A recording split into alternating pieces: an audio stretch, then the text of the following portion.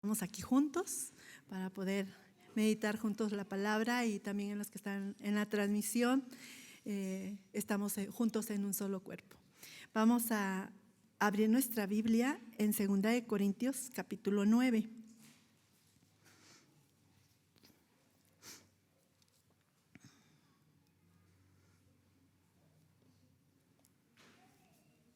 Amén. Capítulo 9, verso 12. Vamos a leer estos pasajes. Dice así la palabra del Señor: porque la ministración de este servicio no solamente suple lo que a los santos falta, sino que también abunda en muchas acciones de gracias a Dios. Pues por la experiencia de esta ministración glorifican a Dios por la obediencia que profetizáis al Evangelio de Cristo y por la liberalidad de vuestra contribución para ellos y para todos. Asimismo, en la oración de ellos por nosotros, a quienes aman a causa de la superabundancia gracia de Dios en vosotros. Gracias a Dios por su don inefable. Bueno, vamos a comenzar con una pregunta. ¿Sí se acuerdan de un canto que hablaba de que se le enseñaba a los niños y era un canto que decía la ofrenda, la ofrenda, la ofrenda del Señor? Si tú le das un peso, el Señor te da dos. ¿Se acuerdan? Es un canto muy viejito y antes yo lo escuchaba y lo oía bien, y también está como muy pegajosa. Pero ahora que meditamos la palabra, que estamos estudiando la palabra, nos damos cuenta que eso no es verdad, ¿verdad? No está bien cantar ese canto. Hay hoy en muchos hermanos ya cristianos que van a la iglesia, piensan que ofrendar a Dios, o sea, que hay que ofrendar a Dios para que Dios les dé más. Piensan que es una obligación ofrendar. Y lo toman así, como una obligación, como es que si no me siento mal hacerlo, si no lo hago me siento mal. Y caemos en ese pensamiento de decir, si yo no doy, Dios no me va a bendecir. O sea, yo tengo que dar para que Dios me bendiga. ¿Sí? Tenemos ese pensamiento, pero hoy, a la luz de la palabra, vamos a ver qué dice Dios a través de la palabra. Y para esto, yo vi en Corintios que capítulo 8 y capítulo 9 nos está hablando de las ofrendas, ¿verdad? La ofrenda que fue recogida para los hermanos que estaban pasando, tenían pobreza en Jerusalén, ¿sí? Entonces, vamos a ir a Hechos capítulo 11. Quiero que veamos lo que Pablo a lo que Pablo se quiere enfocar a través de la ofrenda. ¿Qué es lo que quiere darnos a entender Pablo con esta ofrenda que está tan exigente, que tienen que darlo? Y ya ustedes lo prometieron, le dice a los corintios, de hace un año lo dijeron que iban a dar, pues ya lo deberían de tener, pero bueno, pues si no lo tienen, pues júntenlo, dice, ¿no? Para que cuando llegan los de Macedonia, pues tengan el dinero ahí y no nos hagan pasar vergüenza o ustedes sufran vergüenza, dice. Pero bueno, aquí en el capítulo 11 vamos a ver ¿qué pensamiento tenían los judíos de los gentiles? Muchos conocen la historia, por eso me fui nada más al resumen que Pedro hace. Pero ustedes, en el capítulo 10 en adelante, va a estar hablando de Pedro y Cornelio. Cuando lleguen a casa pueden leer la historia completa, pero aquí nada más Pedro hace un resumen porque los apóstoles están enojados. Enojados porque Pedro ha entrado a la casa de un gentil. Mire lo que dice, vamos a leerlo. Capítulo 11, verso 1 dice: oyeron los apóstoles y los hermanos que estaban en Judea que también los gentiles habían recibido la palabra de Dios.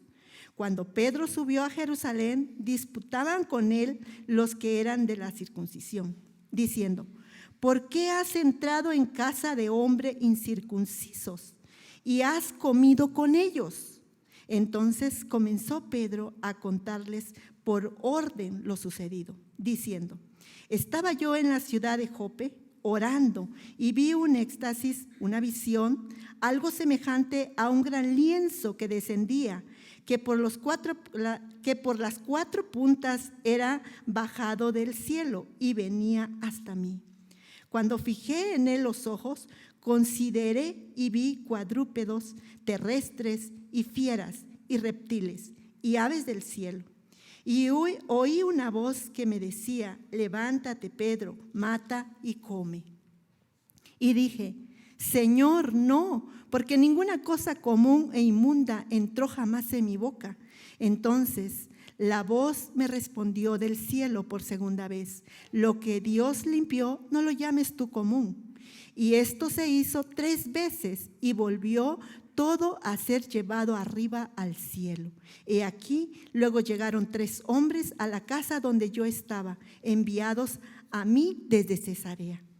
Y el Espíritu me dijo que fuese con ellos sin dudar. Fueron también conmigo estos 6 hermanos y entramos en la casa de un varón, quien nos contó cómo había visto en su casa un ángel que se puso en pie y le dijo: envía hombres a Jope y haz venir a Simón, el que tiene por sobrenombre Pedro. Él te hablará palabra por las cuales serás salvo tú y toda tu casa. Y cuando comencé a hablar, cayó el Espíritu Santo sobre ellos también, como sobre nosotros al principio. Entonces me acordé de lo dicho por el Señor, cuando dijo: Juan ciertamente bautizó con agua, mas vosotros seréis bautizados con el Espíritu Santo. Si Dios pues les concedió también si Dios pues les concedió también el mismo don que a nosotros, que hemos creído en Cristo, en el Señor Jesucristo, ¿quién era yo que pudiera estorbar a Dios? Entonces, oídas estas cosas, callaron y glorificaron a Dios, diciendo: de manera que también los gentiles ha dado Dios arrepentimiento para vida. ¿Sí? Si nos damos cuenta qué pensamiento tenían los judíos, para los gentiles no es la salvación. Y le regañan a Pedro: ¿por qué entraste a la casa de los gentiles? Y Pedro les empieza a contar, ¿no? ¿Por qué fue? Fue porque Dios lo había mandado. De hecho, Pedro, cuando llega a la casa de Cornelio, le dice a Cornelio: estoy aquí porque me mandaron, pero tú sabes que para nosotros ustedes son abominación, o sea, causan asco. ¿Sí? Ese era el pensamiento de los judíos, aún de los creyentes. Entonces, vemos la preocupación de Pedro en Corintios, ¿verdad? Y vamos a ver en Romanos, capítulo 15.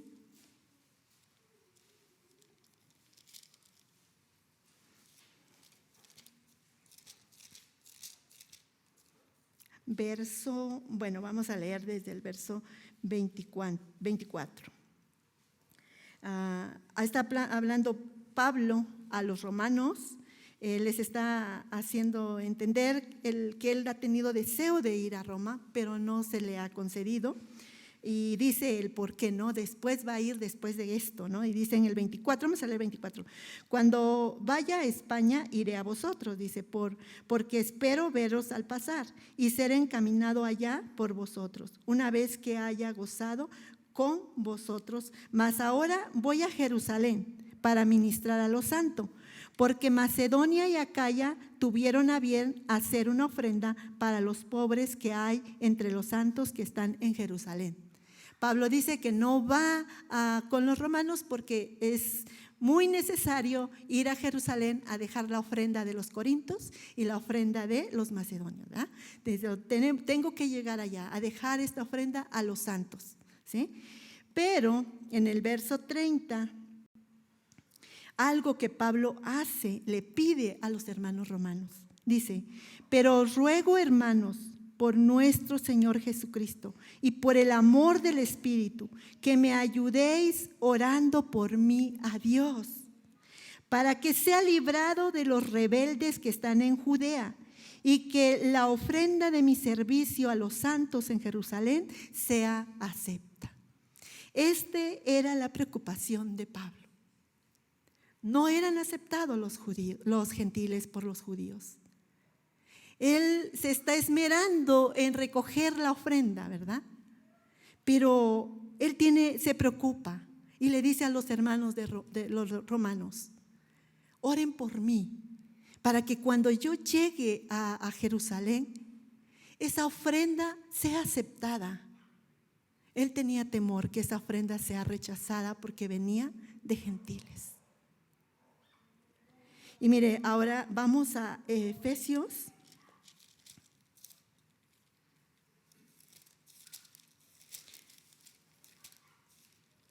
Capítulo 2. Efesios capítulo 2. 13 vamos a leer en adelante, yo les digo hasta dónde. Dice: pero ahora en Cristo Jesús, vosotros que en otro tiempo estabais lejos, habéis sido hechos cercano por la sangre de Cristo. No leímos el 12 es muy importante. Dice: en aquel tiempo estabais sin Cristo, alejados de la ciudadanía de Israel y ajenos a los pactos de la promesa, sin esperanza, sin Dios en el mundo. Pero ahora en Cristo Jesús, vosotros que en otro tiempo estabais lejos, habéis sido hechos cercano por la sangre de Cristo. Por Él es nuestra paz, que de ambos pueblos hizo uno, derribando la pared intermedia de separación, aboliendo en su carne las enemistades de la ley de los mandamientos expresados en ordenanzas, para crear en sí mismo de los dos un solo y nuevo hombre, haciendo la paz. Entonces dice que estábamos, ¿qué? Alejados de los pactos, de las promesas de esperanza, que no éramos pueblo de Dios, dice. Pero ¿qué hizo? Dice que por Jesucristo nos acercó. Y entonces, ¿qué hizo? Tuvimos paz. ¿Cómo lo hizo? Derribando esa pared, ese abismo que había entre el hombre y Dios. ¿Y qué hizo Dios? Derribó esa pared y nos acercó, dice, ¿verdad? Y nos acercó a Dios. ¿A través de quién? A través de Jesucristo. ¿Con qué fin? Dice que con la finalidad de hacernos, dice, para crear en sí mismo de los dos un solo nuevo hombre. ¿Sí? Tanto los judíos como nosotros necesitábamos de esa salvación. Y entonces nos hizo uno. Estamos en unidad con aquellos judíos que creyeron. ¿Sí? Ni ellos son más, ni nosotros somos menos. Ni nosotros somos menos, ni ellos son más. Estamos comprados con la misma sangre. ¿Sí? Entonces aquí es lo que está diciendo: nos hizo un solo hombre, ¿sí? En Cristo. Entonces, este pensamiento tiene Pedro, porque Pablo le está diciendo a los de Efesios. Pero entonces, si regresamos a Corintios, a donde acabamos de salirnos, Corintios, 2 Corintios, capítulo, ahora vamos al 8. Capítulo 8. Nada más vamos a leer unos versos por el tiempo, pero ustedes ya lo meditaron. Pero los que no, pueden ir y leer. Dice así, capítulo 8, verso 1. Asimismo, hermanos, os hacemos saber la gracia de Dios que se ha dado a la iglesia de Macedonia, que en grande prueba de tribulación, la abundancia de su gozo y su profunda pobreza abundaron en riqueza de su generosidad. Pues doy testimonio de que con agrado han dado conforme a sus fuerzas y aún más allá de sus fuerzas, pidiéndonos con mucho ruego que les concediésemos el privilegio de participar en este servicio para los santos.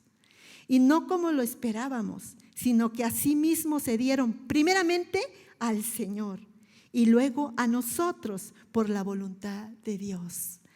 Dice Pablo aquí que esta gracia que tuvo los macedonios vino de Dios. Dios puso en ellos el querer hacer. Como dice Filipenses 2:13, ¿no? Dios es el que produce el querer como el hacer, por su voluntad, ¿verdad? Él es el que produce en nosotros.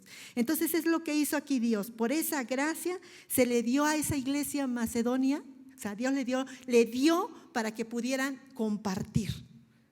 Les dio para que pudieran compartir. Pero ¿cómo estaba la iglesia de Macedonia? Dice que estaba en gran prueba de tribulación. Y dice que estaban en profunda pobreza. O sea, si nosotros pudiéramos verlos, o sea, dijéramos, ¿cómo van a dar? ¿Verdad?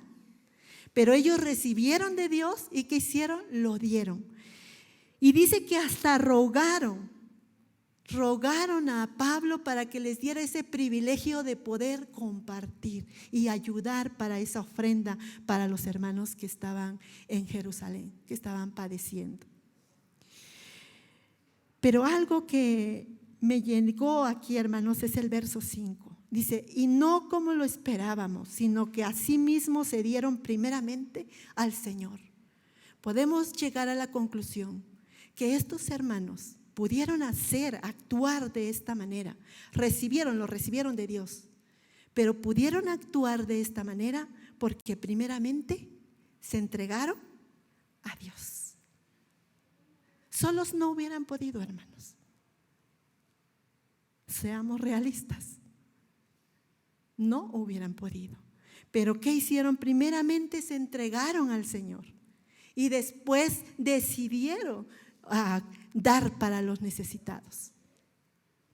Entonces vemos cómo el Señor es el que está proveyendo para que puedan dar. El Señor produce ese deseo de dar, pero también el hombre tiene esa comunión con ese Dios. Y de ahí viene el deseo de compartir. Los demás pasajes no vamos a leerlo, solamente Pablo les va a estar diciendo a los corintios pues que se pongan las pilas y que no les está pidiendo más de lo que no tienen, solamente que compartan de lo que tienen, no les está pidiendo más y que cumplan lo que ellos dijeron. Ellos en la primera carta de Corintios capítulo 16 dijeron que iban a dar una ofrenda, entonces se comprometieron, ahora cumplan, ¿no? De palabras no se vale, ¿verdad? Tienen que cumplir. Entonces Pablo les está diciendo, cumplan. Y en el verso 16 del 8, ahí sí vamos a leer, dice, pero gracias a Dios que puso en el corazón de Tito la misma solicitud por vosotros, pues a la verdad recibió la exhortación, pero estando también muy solícito por su propia voluntad, partió para ir a vosotros. Y enviamos juntamente con él al hermano, cuya alabanza en el evangelio se oyó por todas las iglesias. Y no solo esto, sino que también fue designado por la iglesia como compañero de nuestra peregrinación, para llevar este donativo, que es administrado por nosotros para la gloria del Señor mismo y para demostrar nuestra buena voluntad, evitando que nadie nos censure en cuanto a esta ofrenda abundante que administramos. Procuramos hacer las cosas honradamente, no solo delante del Señor, sino también delante de los hombres. Enviamos también con ellos a nuestros hermanos, cuya diligencia hemos comprobado repetidas veces en muchas cosas, y ahora mucho más diligente por las muchas confianzas que tiene en vosotros. Bueno, aquí, ¿qué podemos notar? Una unidad. Aquí están practicando la unidad que Pablo quiere que los gentiles y los judíos puedan llegar a esa unidad. ¿A través de qué? A través de la ofrenda. Puedan llegar a esa unidad y ser un solo hombre, ¿sí? Un solo cuerpo, como dice la palabra. Pero aquí vemos a varios personajes, a Tito, al hermano dice que era muy reconocido y otro hermano que también tenía buen testimonio. Esos tres personajes, ¿qué dice? Que estos tres estaban juntos y estos tres los envía Pablo para que vayan para recolectar esa ofrenda, ¿sí? Pero Pablo les dice a los hermanos por medio de la carta quiénes son estos hermanos, ¿verdad? Les da testimonio de quiénes son ellos. Pero algo que podemos ver aquí es la unidad, ¿sí? La unidad que tienen los hermanos para llevar a cabo el propósito de Dios. Hay esa unidad, están dispuestos, hermanos. Algo que notamos es que no solamente puedes ofrendar monetariamente. Si no lo tienes, no puedes, no tienes de dónde dar, no vas a dar más de lo que no tienes, dice Pablo. Pero sí tienes el tiempo. Puedes dar tu tiempo, quizás para visitar un enfermo, aquel que está pasando por tribulación. Puedes hacer eso, así como lo vemos a estos hermanos. Estos hermanos de buen testimonio, ¿qué hacen? Van a hacer el trabajo que Pablo les está encomendando. ¿Sí? La ofrenda que se había recolectado con los corintios. Entonces vemos en este punto la unidad, ¿verdad? Vemos la unidad. Hermanos, por tiempo, pues no vamos a irnos a los demás puntos, pero bueno, podemos traerlos hoy a nuestra vida, una aplicación real a través de estos mensajes, de estos pasajes, estas enseñanzas. Sí podemos traerlo a nuestra vida. ¿Sí? Porque muchas veces decimos, es que no lo sé hacer, es que en eso Dios no me puso, y empezamos a poner muchos peros. Pero aquí vemos la disposición, ¿verdad?, de estos personajes, de querer llevar a cabo el propósito de Dios. Tito dice que él ya estaba, como decimos aquí en México, puesto como un calcetín. Él estaba bien dispuesto, ¿verdad?, de querer hacer la voluntad de Dios. Y los demás hermanos también son enviados por la iglesia. Y ellos van también. Entonces nosotros, hermanos, si lo traemos a la actualidad, a nuestras vidas, ¿cuántas veces nos hemos quejado? No lo puedo hacer, no lo sé hacer. Y nos estancamos ahí en nuestra vida cristiana. Pero más adelante veremos hacia dónde nos lleva el obedecer a Dios. Aquí está hablando de la ofrenda, ¿sí? El fin de esa ofrenda, lo que Pablo quería hacer.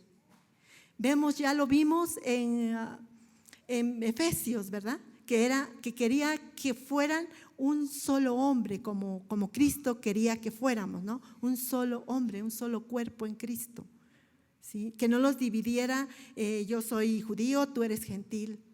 No, sino que hubiera unidad, porque también para los gentiles era la salvación. Y también vimos la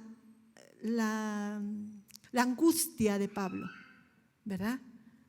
Como Pablo se esmera porque quiere dar esa ofrenda, pero también hay un enfoque, un fin de esa ofrenda. Que haya esa unidad. Si los hermanos de Jerusalén despreciaban esa ofrenda, no iba a haber esa unidad. Algo más que podemos notar aquí es cómo Pablo dice que tiene mucho cuidado para manejar ese dinero. Porque dice que no quiere que nadie nos censure, que nadie hable de ellos, que no haya crítica por el dinero. Entonces tiene mucho cuidado para administrar ese dinero y mucho cuidado para ver qué personas poner que ministren ese dinero. Y eso también lo podemos llevar a nuestra vida. ¿Cómo ministramos lo que el Señor ha puesto en nuestras manos? ¿Estamos siendo buenos administradores, cumpliendo ese propósito de Dios? ¿O cómo lo estamos haciendo? Analicémonos cada uno de nosotros. En el capítulo 9, Pablo les va a estar diciendo otra vez a los corintios que sí recolecten esa ofrenda para que cuando lleguen los macedonios no pasen vergüenza, mejor que ya tengan la ofrenda. Y eso les va a estar diciendo, pero en el verso 5 dice: por tanto, tuve por necesario exhortar a los hermanos que fuesen primero a vosotros y preparasen primero vuestra generosidad antes prometida, para que esté lista como de generosidad y no como de exigencia nuestra. Dice, ustedes recoléctenlo de acuerdo a lo que han puesto en su corazón, pero no como nosotros lleguemos, ustedes lo tomen como una exigencia, ¿no? Ya estás aquí, pues lo tenemos que dar. No, ustedes recójanlo. De hecho, en el capítulo 16 de 1 Corintios le dice, vayan recogiendo, vayan guardando. Pero aquí le dice, entonces hagan eso, ¿sí? ¿Por qué? Porque Pablo le había dicho a los macedonios que ellos habían recolectado, estaban recolectando la ofrenda. Entonces dicen, no vaya a ser que no sigan recolectando y cuando lleguen nos vayan a poner en vergüenza y ustedes también estarán en vergüenza delante de los macedonios. Pero dice en el verso 6, pero esto digo, el que siembra escasamente también segará escasamente, y el que siembra generosamente, generosamente también segará. Es un verso que es muy mal aplicado. Este verso, en verdad, lo hemos aplicado mal muchas veces. Ya no nosotros, yo pienso, estamos alerta, creo, a la palabra y ya vemos el contexto y creo que nosotros ya no.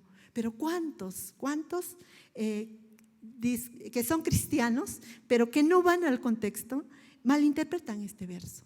Y entonces ellos piensan, voy a dar, ¿para qué? Para que Dios me dé más. Si no doy, pues no voy a tener. Entonces aquí dice que el que siembra escasamente, pues no tiene. Y el que siembra abundantemente, pues va a tener mucho.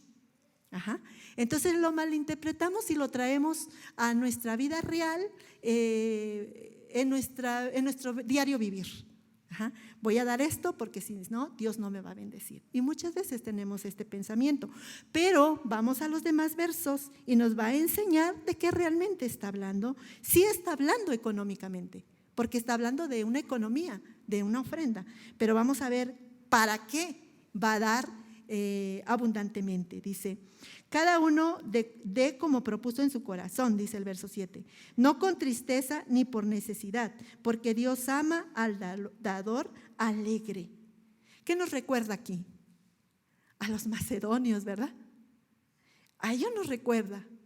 ¿Por qué? Porque dice que hasta rogaron, ¿verdad? Así decía, nos rogaron mucho, dice, para que les diéramos ese privilegio, dice, de participar en dar esa ofrenda. Y entonces aquí nos recuerda él, ¿no? Lo que Pablo está diciendo aquí. Cada uno dé como propuso en su corazón. No con tristeza ni por necesidad, porque Dios ama al dador alegre, así como los macedonios. Primero se entregaron al Señor, dice, y después dan, ¿verdad? Hay una entrega al Señor. Y entonces dan con gozo, con alegría. Por eso les decía al principio, no podrían haberlo hecho si Dios no estaba con ellos. Estaban pasando por gran tribulación, estaban pobres y todavía dan en abundancia, dice. Entonces, aquí no lo podrían hacer, pero aquí dice que dan, pero hubo una entrega hacia Dios. Y luego va a decir el 8, y poderoso es Dios para hacer que abunde en vosotros toda gracia. Dios es poderoso para darnos lo que necesitamos y aún más de lo que necesitamos. ¿Pero con qué fin? Mire, a fin de que teniendo siempre en todas las cosas todo lo suficiente, abundéis para toda buena obra. ¿Sí entendemos? Yo sí entendí cuando estaba leyendo esto. Dios te da, pero ¿es para qué? para que abundes en toda buena obra. Como está escrito, dice, Pablo va a mencionar Salmo 112, Isaías 55. Dice, como está escrito, repartió, dio a los pobres, su justicia permanece para siempre. Y el que da semilla al que siembra y pan al que come, proveerá y multiplicará vuestra sementera. Aumentará los frutos de vuestra justicia. Aumentará los frutos de vuestra justicia. Te dará abundancia para toda buena obra. ¿Qué significa esto? Significa que con esa abundancia que Dios te da, estarás cumpliendo el propósito de Dios, de dar al necesitado, aquel que sabes que está padeciendo. No se imagina, hermanos, qué alegría es para nosotros hemos experimentado. Eso. Ahora en la pandemia lo experimentamos. Habían hermanos que de Estados Unidos, está de más mencionarlo, el pastor el pastor Eli Camas, Velázquez, ¿no? Eli Velázquez. El hermano depositó una cuenta bastante, pero era cuando se estaba necesitando para transmitir los cultos. Entonces llegó en el preciso momento que se estaba necesitando eso. Y se compraron, ¿no? Es por eso que ahora pueden transmitir. Pero es una gran bendición. Yo veía a mi esposo, veía a Joel contentos. ¿Por qué? Porque ellos pues querían compartir la palabra al pueblo. Entonces, cuando se hizo esto, fue de grande bendición. Es de verdad un gozo, hermanos, cuando un hermano comparte de lo que tiene para los hermanos que están necesitados. Y esto que dice es hacer la voluntad de Dios. Tener hacer buenas obras de lo que Dios te da, eso es hacer la voluntad de Dios. Esos son los frutos de vuestra justicia, dice Pablo. Dice, para que estéis enriquecidos en todo, para toda libertad, lo cual produce por medio de nosotros acciones de gracia. Porque la administración de este servicio no solamente suple a los santos,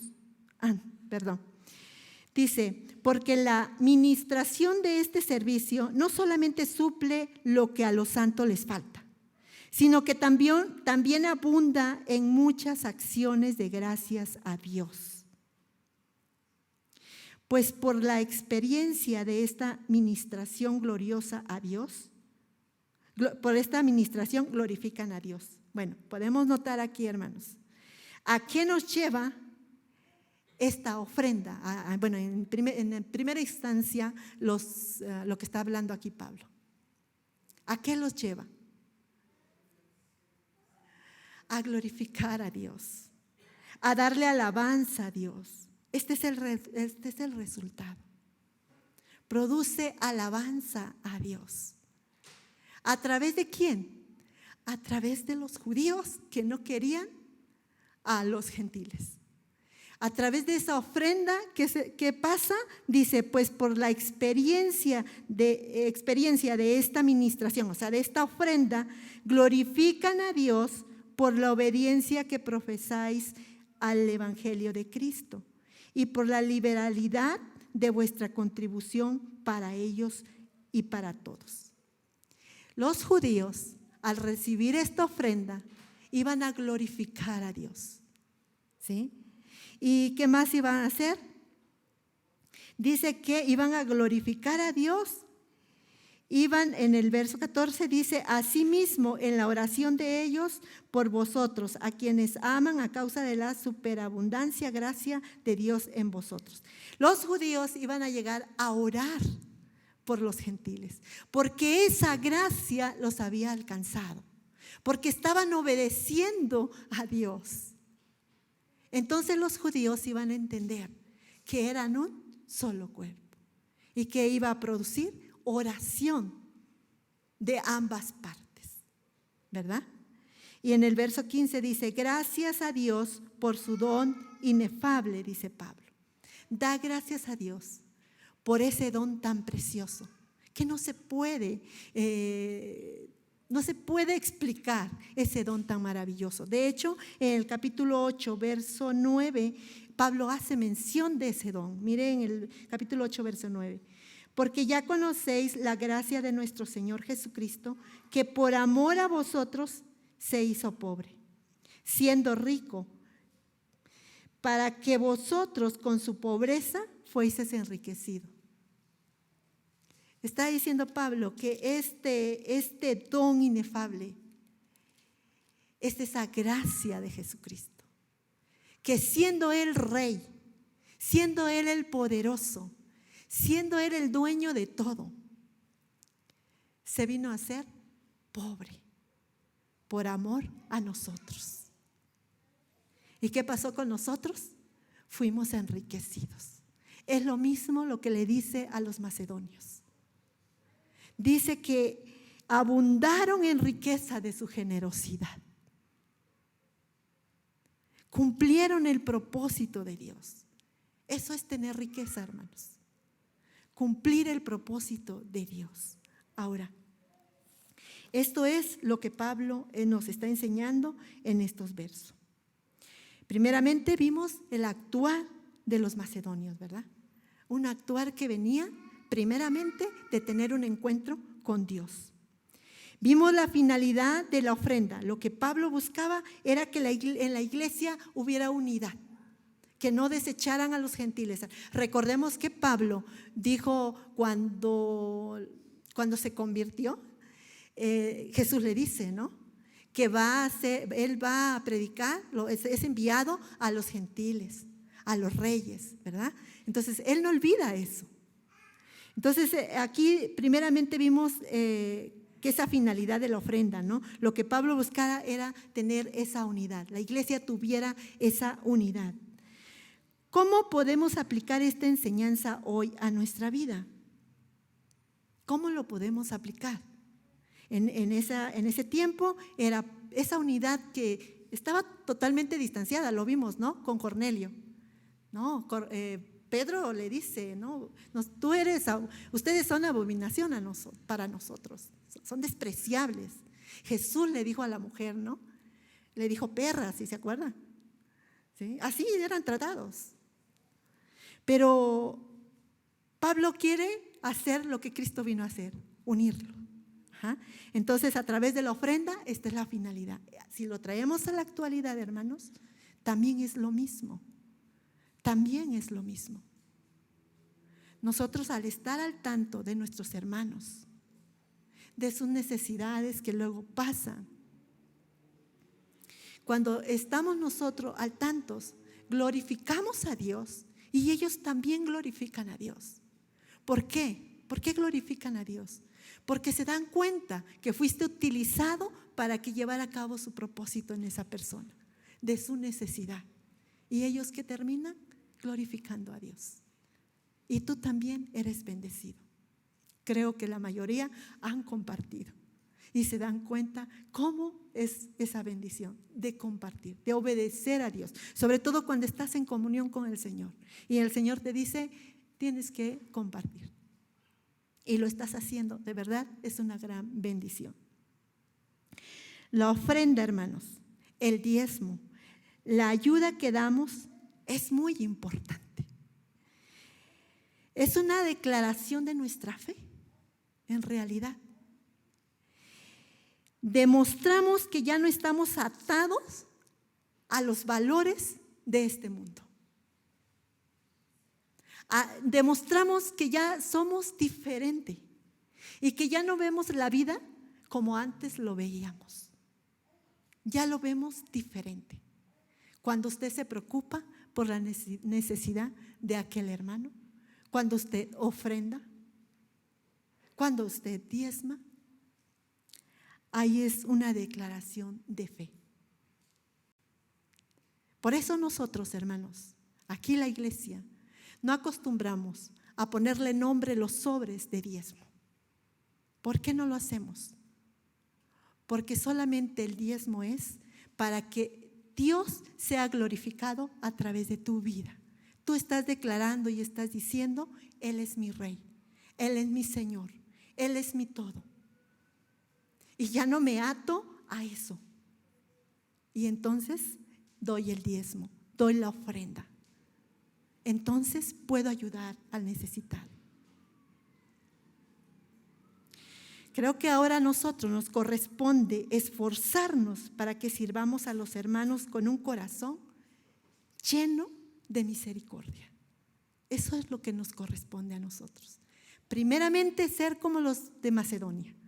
Como dice, primero tuvieron encuentro con su Señor y después hicieron la obra. Después llevaron a cabo el propósito de Dios. Eso mismo, hermanos, podamos hacer nosotros. Y vamos a orar que Dios nos ayude para que llevemos a cabo ese propósito del Señor. ¿Oramos?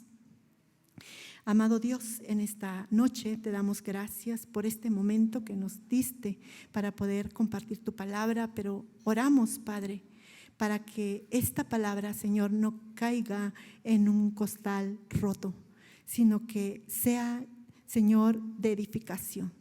Que esta palabra, Señor, sea llevada a la práctica.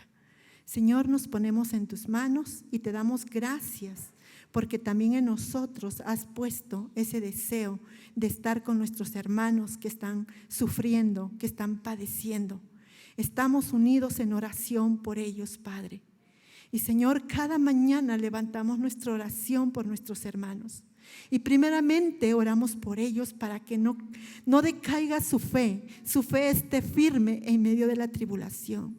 Pero sabemos que no solamente es oración, también tenemos que abrir nuestras manos de lo que tú nos has dado y darles a nuestros hermanos, estar en esa unidad como Pablo buscaba tener unidad el pueblo de Dios. Señor, nos ponemos en tus manos en ese nombre poderoso de Cristo Jesús.